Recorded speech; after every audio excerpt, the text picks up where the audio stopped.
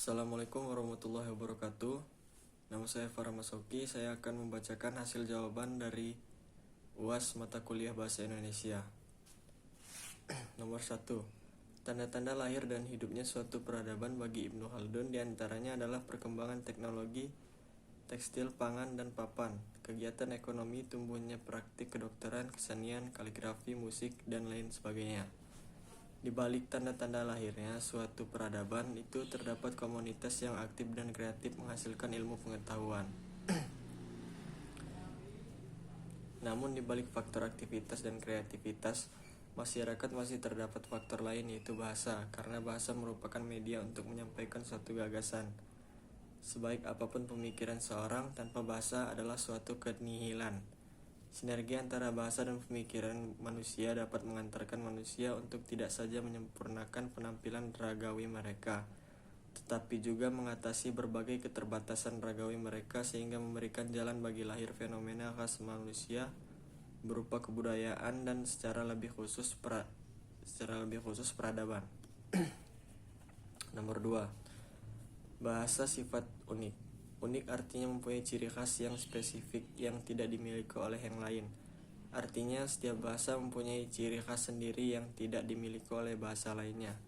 Ciri khas ini bisa menyangkut sistem bunyi, sistem pembentukan kata, sistem pembentukan kalimat, atau sistem lainnya. Bahasa bersifat universal. Selain bersifat unik, bahasa juga bersifat universal, artinya ada ciri-ciri yang sama yang dimiliki oleh setiap bahasa yang ada di dunia ini. Misalnya, semua bahasa mempunyai bunyi vokal dan konsonan. Setiap bahasa mempunyai satuan-satuan yang bermakna baik berupa leksion, frase, klausa, kalimat, dan wacana. Nomor 3. 3 macam proses pembentukan kata. Yang pertama, afiksasi adalah proses pembentukan kata dengan menambahkan imbuhan. Yang kedua, reduplikasi atau proses pengulangan adalah proses pembentukan kata dengan mengulang satuan bahasa baik secara keseluruhan maupun sebagian. Nomor 3, komposisi adalah penggabungan dua kata atau lebih dalam pembentukan kata. Nomor 4, adapun perbedaan yang mendasar dari ejaan yang disempurnakan EYD dengan ejaan bahasa Indonesia. Penambahan huruf vokal diftong di EYD hanya ada 3 yaitu A, U, I, dan EO.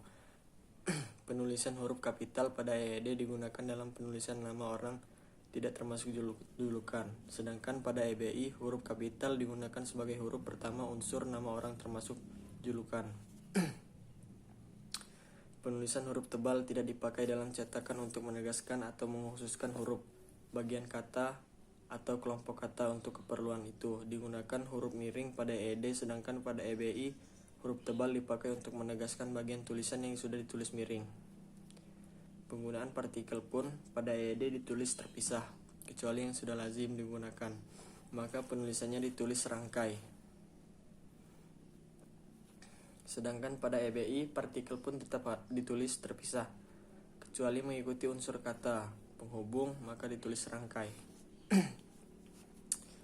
Penggunaan bilangan pada EBI. Bilangan yang digunakan sebagai unsur nama geografis ditulis dengan huruf, sedangkan pada EYD tidak ada hal yang mengaturnya. Penggunaan titik koma pada EYD digunakan dalam perincian penggunaan kata, dan sedangkan dalam EBI penggunaan titik koma tetap menggunakan kata.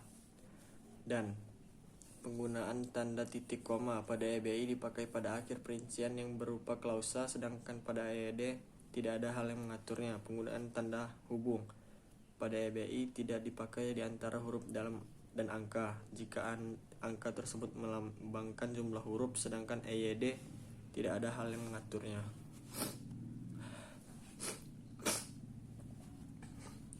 Nomor 5, kaidah-kaidah pada unsur serapan.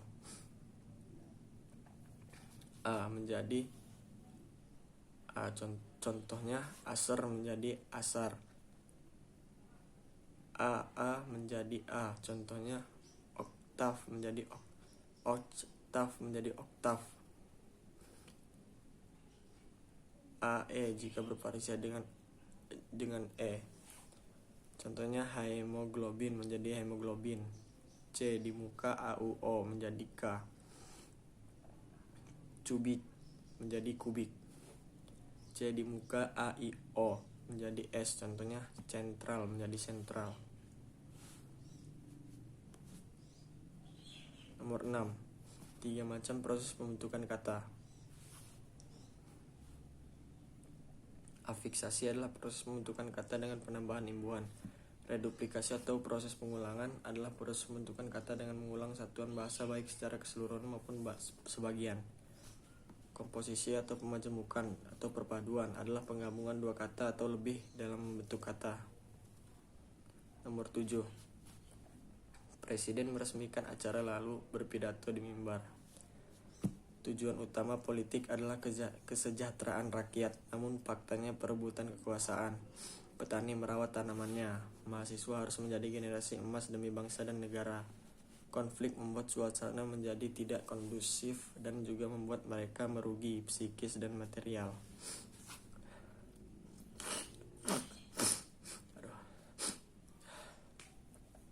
Nomor 8. Kemajuan teknologi informasi telah mengubah keseharian hidup masyarakat.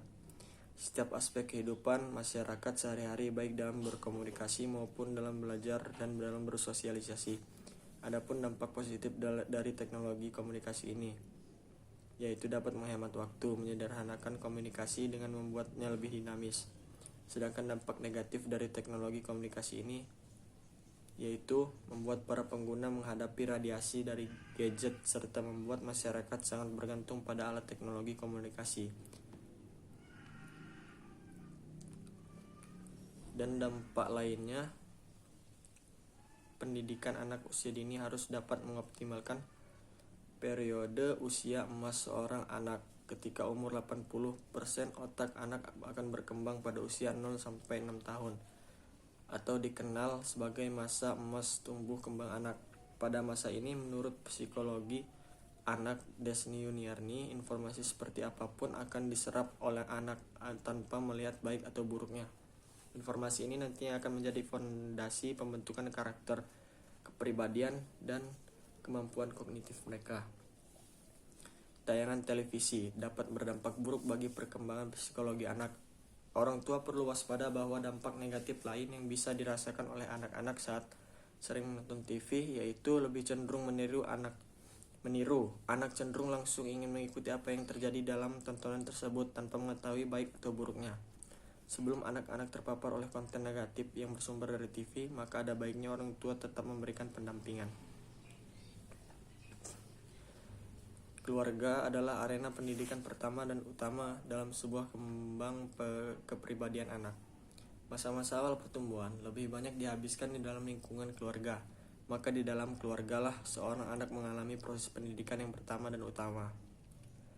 Segala bentuk perilaku keluarga, khususnya kedua orang tua, baik lisan maupun perbuatan, baik yang bersifat pengajaran, keteladanan maupun kebiasaan-kebiasaan yang diterapkan dalam kehidupan, akan mempengaruhi pola perkembangan anak. Nomor 9. Hakikat karya ilmiah.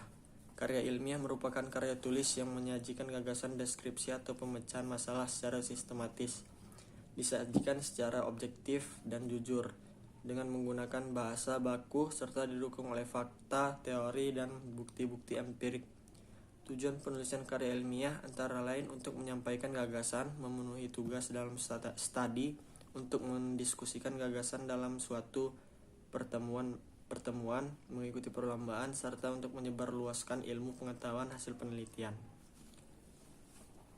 Karya ilmiah dapat berfungsi sebagai rujukan untuk meningkatkan wawasan serta menyebarluaskan ilmu pengetahuan.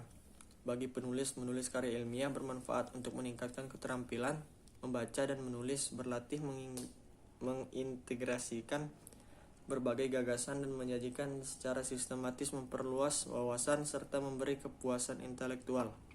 Di samping menyumbang terhadap perluasan cakrawala ilmu pengetahuan. Karya ilmiah populer adalah karya ilmiah yang disajikan dengan gaya bahasa populer atau santai, sehingga mudah dipahami oleh masyarakat dan menarik untuk dibaca. Nomor 10. Perbedaan karya ilmiah dan karya ilmiah populer. Karya ilmiah menggunakan bahasa baku sesuai EYD, sedangkan karya ilmiah populer menggunakan bahasa sehari-hari. Karya ilmiah mengungkapkan laporan dengan detail, sedangkan karya ilmiah populer hanya mengungkapkan dengan sangat ringkas. Karya ilmiah menuliskan laporan dengan terikat pada aturan penulisan, sedangkan karya ilmiah populer tidak terikat. Sekian dari saya, terima kasih. Assalamualaikum warahmatullahi wabarakatuh.